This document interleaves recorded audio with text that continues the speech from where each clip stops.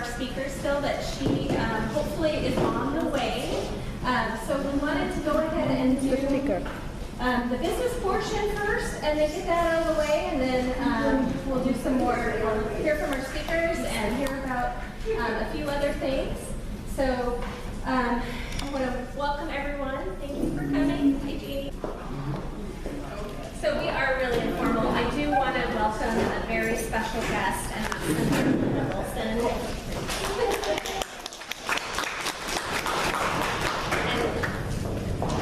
As you noticed today, our tablecloths are pink, and some of us are wearing pink, and that's because on Wednesdays we wear pink for Linda in honor of supporting her. So supporting Linda, and thank you for joining us tonight.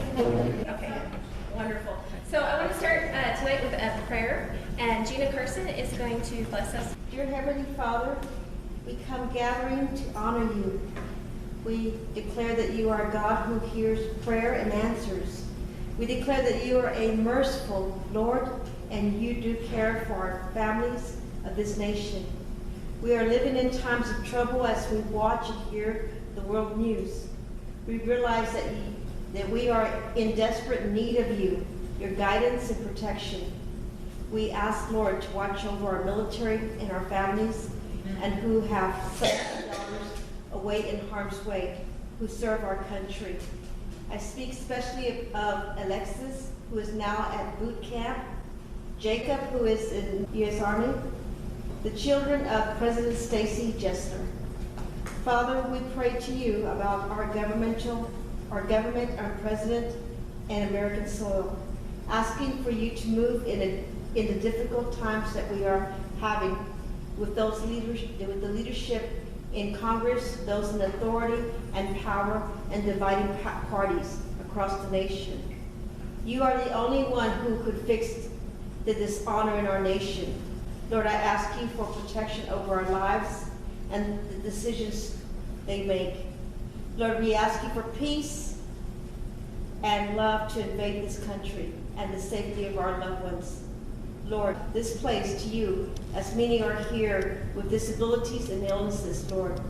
Many are gathering together today with illnesses as in cancer, as our beloved Senator Linda Wilson, my sister who's a pastor, Pauline, and others who are suffering from these kinds of illnesses. We ask that you care for them and you heal them quickly. This facility, we ask for love and the care for them, Father, as they are going through these holidays, feeling lonesome with no family around, Father. We ask, Lord, that you comfort them and that you show them that you are the Lord of their lives and you do love them, Father, as your word declares in Psalms 145:20 and Jeremiah 1:3. Lord, we ask you to give hope and joy and laughter to all who are here and in this facility in Oak Park County. Father, as we go into the holidays to honor you in the day that you were born, Father, we give you glory and praise. Your peace over our nation. In Jesus' name, amen. I pledge allegiance to the flag of the United States of America and to the republic for which it stands, one nation under God, indivisible, with liberty and justice for all. Amen. All right. Right now, I'd like to welcome Edward Blum up here to tell us about our announcements and our membership drive.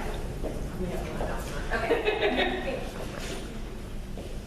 All right, so you saw as you were coming in, hopefully, that we have membership forms, and that is for our 2019 membership because the state is not taking anything after October 15th, so it's for next year for 2019. For anybody that signs up for membership tonight, my husband and I are going to make a donation to the Elder Justice Center. So if you are able to join as a member tonight, then know that part of your membership will be matched toward the Elder Justice Center. So.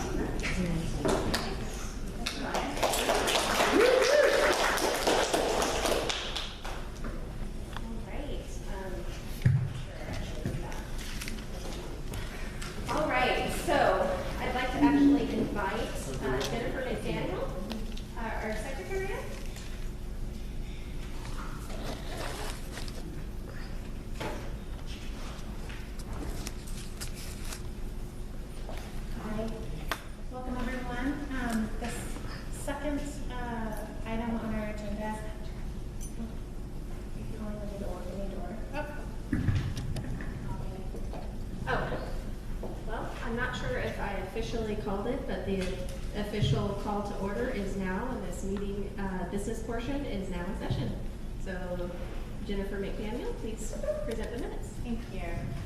In presentation of the packets that voting members receive, you'll see the minutes listed from October 2nd. That was a committee meeting, and it was basically an informal reception with refreshments. And since we were a new group, our president basically just gave a brief overview of the new organization, the SWFRW, and introduced the interim board members, Jennifer McDaniel, Deborah Blum, and Barbara Watts, as well as herself. And then President Jesser reminded attendees that copies of the bylaws were available at the check-in table. And then President Jesser stated that as this was the first official committee meeting, there were no treasurer's reports or previous minutes to approve at that time. The meeting was then, the formal part of the meeting was then adjourned, and we went into the candidates meet and greet portion, where candidates running for offices in the November 6th general election were invited to introduce themselves and speak about their position. And then the meeting was adjourned at 7:30. Can I have a motion to accept the minutes as written? I'll move. Carolyn? I'll second. Okay. All in favor? Aye. Any opposed? All right. Who was the second? Sorry, the name of the second. Okay. We empower women from all backgrounds in the political process and provide a forum for women to serve as leaders in the political, government, and civic areas. The objectives are to inform the public through political, legislative, education, training, and activity, recruit, train, and elect Republican candidates, protect the integrity of our electoral process, promote the principles, objectives, and policies of the Republican Party, and unite and facilitate cooperation among the state and club organizations, and to increase the effectiveness of women in the cause of good government. So it's pretty special that we're part of this. One of the programs that they have is called Caring for America. And the NFRW established the Caring for America program to energize and encourage states and clubs to actively support and promote at least one existing community service program or to initiate a new project to fill an existing need in their community.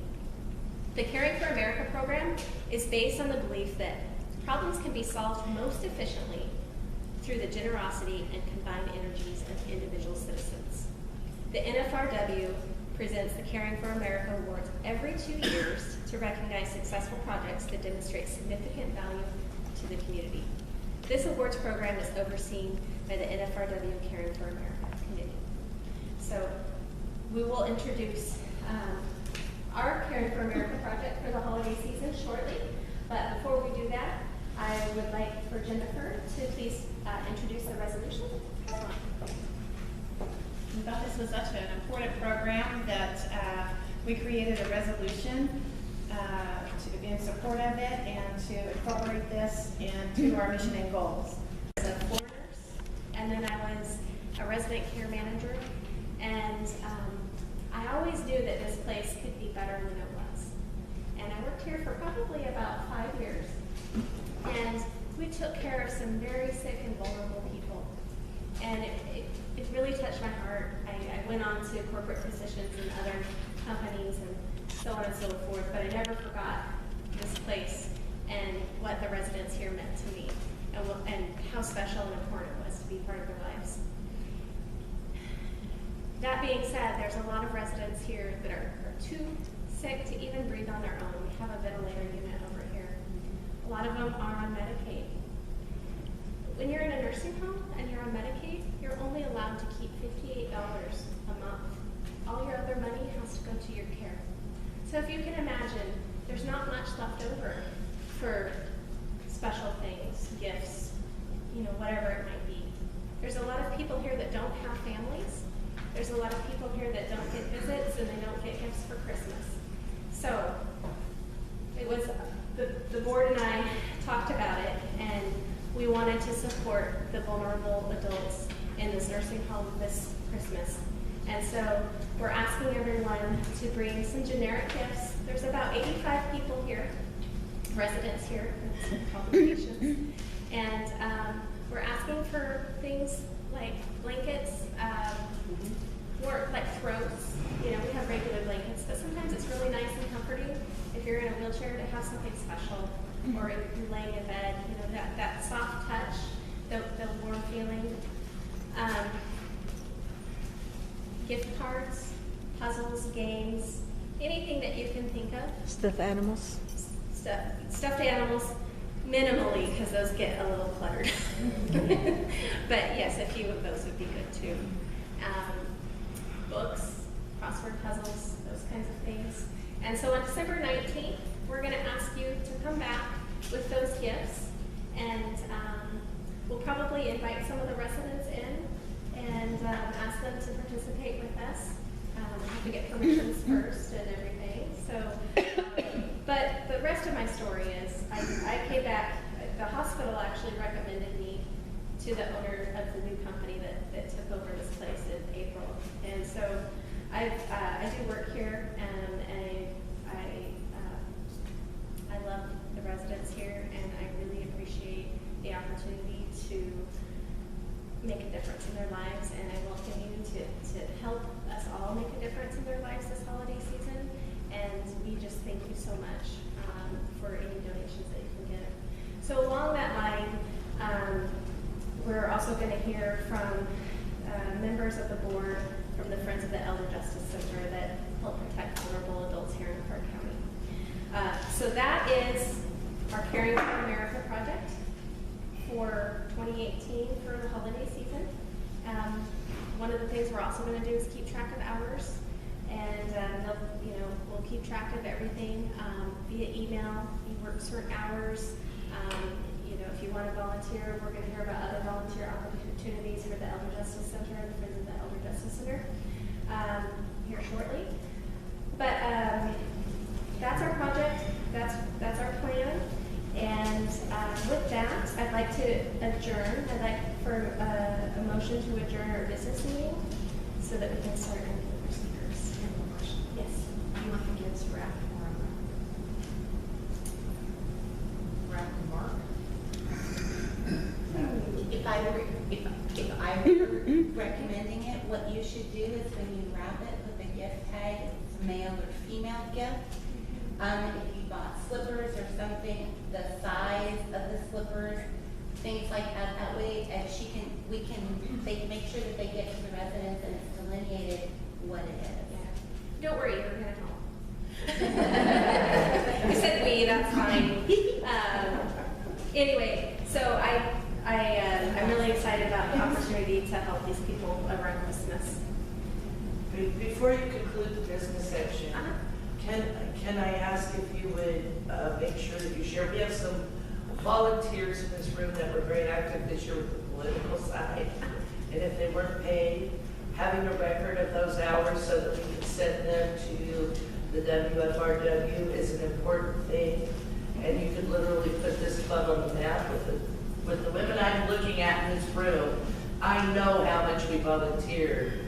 Let's log our hours. They can't be paid for hours. And that means Leslie qualifies, Penny qualifies, and you two qualify, and Gene Hicks qualified. You can just go around this room. All these people who contributed to candidates, campaigns, and elections as volunteers. Put down your hours and send them to the board, and they'll submit them for credit for this club as volunteers to get good, solid Republicans elected to office. Yeah, that's a funny. Yeah, do they have to be each month, or what's the, because I used to have to do this for Navy mothers. And it was like, when I turned in my hours, they're going, are you ever home? Nobody's there. I don't believe it is by month. They actually collect them more of a biannual basis. And so it doesn't necessarily have to be. You can say from this time to this time if you want to, break it up, but it doesn't have to be specifically. However you have them recorded, would be fine. In the past, when I sent my stuff off, I would say, here's my 1,800 hours or whatever it was for the year, and I just simply said 600 hours or 605 hours of doorbelling. I didn't tell you, 9 to 5, Monday through Friday. Here's this much chunk of time I did doorbelling, and this was phone banking, and this was erecting signs or whatever. So, on our membership forms, there is the email at the bottom. If you'd like, if you can, go ahead and email the hours for volunteering for campaigns, and then separate it from hours for Caring for America. And part of the Caring for America is that there's this perception out there that Republicans don't care, that Republicans are greedy, that Republicans don't help people. And we want to lead by example. We want to show our community, and as goes the community, so does the state and the country. We want to show everyone that we are strong leaders, and we care, and we're compassionate, and we're the ones that really make a difference in our community. Because, when it comes to election time, people are going to remember that. People are going to remember that, Linda Wilson was there. She volunteered, she gave, and she does. But it's very important, and so I'm excited that we're able to do this. So with that, if there's any other business that needs to be discussed, no? Anybody? Okay, so I'd like a motion to adjourn. Okay. All right, seeing there's no objection, the motion passes, and we are adjourned from the business portion.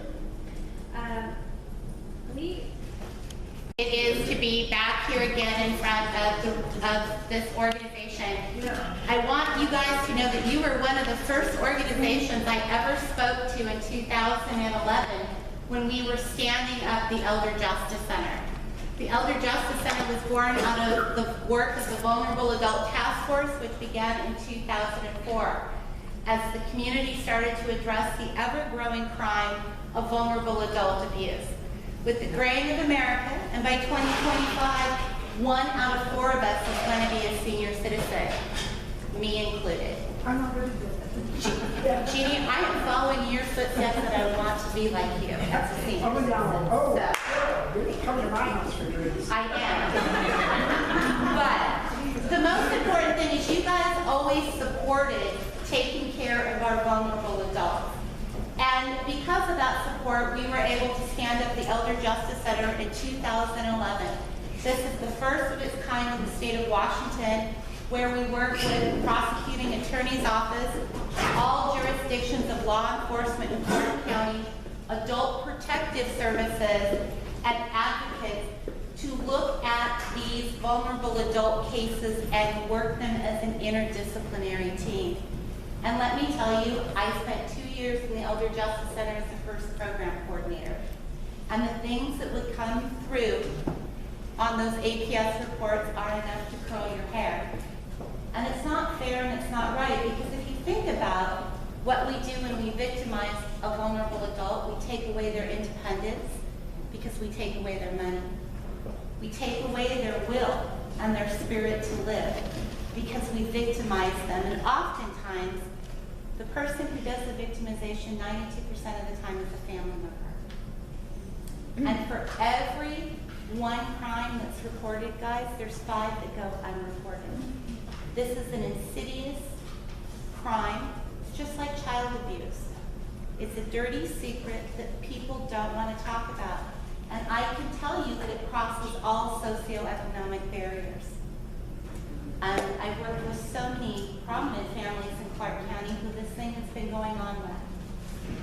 So, I sit on the board of the Elder Justice Center, and I was the immediate past president of the Friends of the Elder Justice Center. We're so blessed to have folks like Julie Olson sitting on the board with me, Stacy, other advocates in the community wanting to make a difference for the seniors we serve. And that brings us back to the selection of the Jingle Bus for the 2018 holiday charity. Loneliness and depression is one of the most prevalent things amongst our seniors during holiday time. They're not able to get out and interact with the world. They're not able to have a home that they decorate and family to come in, and oftentimes most friends have passed away. And due to functional limitations, it's hard for them to get out. So during the holiday times, they're often trapped and feel trapped. And what the Jingle Bus has been doing for the past 5 years is been visiting nursing homes and senior living facilities 2 weekends out of the month, this weekend and next weekend, to bring some holiday cheer to our seniors by just singing the songs that they love in Christmas carols. Stacy has worked in this facility and wants to make a difference. I too served in this building for 3.5 years.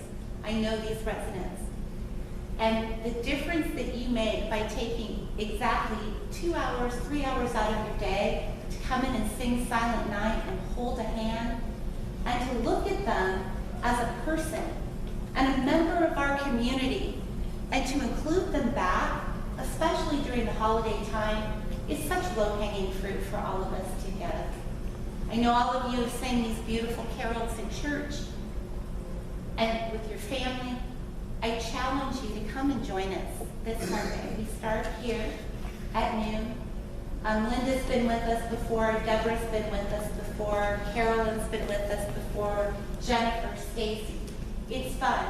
You don't have to be Andrea Bocelli to do this. Tracy Wilson says. No, he doesn't. Exactly, but he shows up. He does. And Paul Harris, if anybody's ever seen Paul Harris sing Oh Holy Night, you just should come to hear that, because it's magnificent. But the most important thing for us as Republican women is to give back to those who paved the way for us. And How big is the group that sings? the more, the merrier. Sometimes it runs, I have 20 people. Sometimes at Jingle Bus runs, I have 50 people. And the beauty of it is this is just everybody coming together to give a little time. Time is one of the most valuable resources we have, guys. So is the schedule going to be on email or anything? It's on Facebook as an event with Friends of the EJC. Stacy can send out the itinerary. It's going to be real simple. We meet here at noon on Sunday. We have songbooks. We'll go right back to Cam Lou behind us and then to a building downtown. See, there you go. And I encourage you just to give back, guys. It makes such a difference. And the generosity of spirit I've seen with all of you lovely ladies over the years has been inspirational. I just challenge you one more time to join us on Sunday. So, do you have any questions about the Elder Justice Center or about what we do or about what we're trying to do in the community? Yeah. Where does it meet at or gather at? The Elder Justice Center? Yes. The Elder Justice Center is in the prosecuting attorney's office. It's on the first floor. The board, we meet at the Board of County Commissioners office. Okay. On the board, you have Chuck Atkins, Tony Golick, James McIlvain, myself, some elder law attorneys. So it's a really comprehensive group moving this forward. We had the Children's Justice Center, which has been here for many years. We modeled the Elder Justice Center after the Children's Justice Center, and both are up and running. And you can see how our community is completely committed to caring for the vulnerable at both ends of the spectrum. And it crosses all party lines, guys. So it's a wonderful thing. Yes. Can I say something? Yes, So, absolutely. She got me involved in this in probably, I don't know, 2 or 3 years ago. And I was hesitant to do it because, in the beginning, because it was certain people that were always going, and it's like the Democrats always have fun. I don't know what it is, but they, but I hesitated because it was, because people look at us when we go out and they say, look at Linda's hanging out with Democrats, right? Because they were mostly Democrats that were on there doing it. But that's changed. Oh, But see, that's not, it wasn't that, when we got out there, we started bringing a lot of people. You did. And it's quite even now. I think that because it's been a lot of fun. But I think some of the things it's quite a wide range of types of places where we go, and so some are better off and others aren't. And so you see the joy, and you see like some of these people have dementia, and they'll come up and they'll start telling you stories about Christmas 50 years ago. And then memory. yeah, You brought exactly. back And they were that. dancing. They would go out and dance, and it was just so fun to watch. So anyway, it really is a neat thing. Now,